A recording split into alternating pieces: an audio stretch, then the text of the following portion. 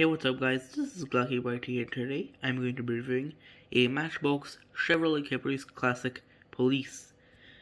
And as you can see, it's a very nice looking car. In real life, this car came with a 5-liter V8 producing 170 horsepower and 255 pound-feet of torque. It has a police livery. It is a Canadian police car, so that's why it says Canada on the radar. As you can see, looks really nice and has a light bar on the top with police spec wheels, and that's the front of the car, as you can see.